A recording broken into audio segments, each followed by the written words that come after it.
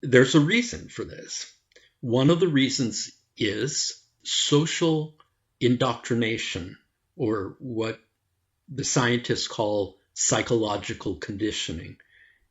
In our day, psychological conditioning is it's far more powerful than we give it credit for, because what it does is it inundates every child born into our world right now. Every new human life that enters our world is inundated, not just affected, inundated with a kind of social conditioning, psychological conditioning, basically to mold them into a desired kind of human being.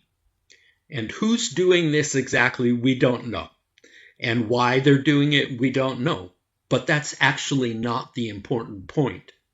The important point is to understand that this socialization that is going on and has been for several generations now very powerfully is affecting our human social structure.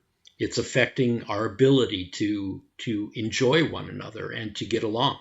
Every human being, men and women, female and male, are learning the same thing, and that is to develop your own opinions, your own likes and dislikes, your own ego, and then to learn to accept this in a way that is almost a kind of pride, to learn to embrace your own opinions and likes and dislikes, and to have them define who you are, and to not have to justify that, but to just be that person that you develop. So you become basically an independent person with a headstrong tendency. In other words, you become someone who you don't have to justify who you are, and you don't question who you are. You all you want is to be yourself and to have other people accept who you are. This is coming out of our conditioning, and it's never been quite this apparent and prevalent that human beings are so headstrong about their own identity, about their own personality, that they want to be themselves, and they want to defend who they are, even at the expense of not getting along. In other words, it used to be in the past that people would defer this headstrong tendency. They would defer it in favor of getting along.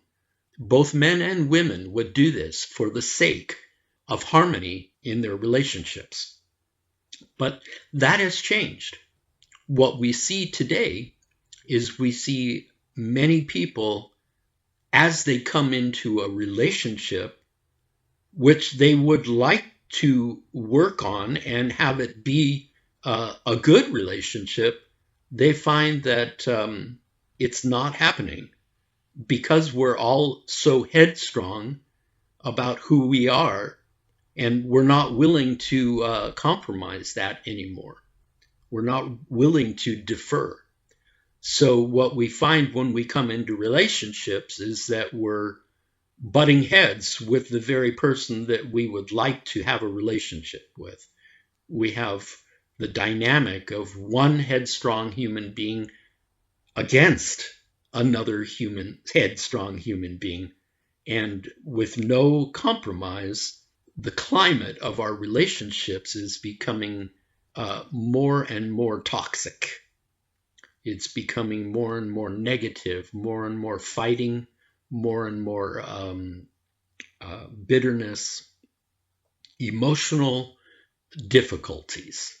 When you combine this difficulty in relationships right now with the rise of technology, what we are beginning to see is that our social behavior, it's changing big time.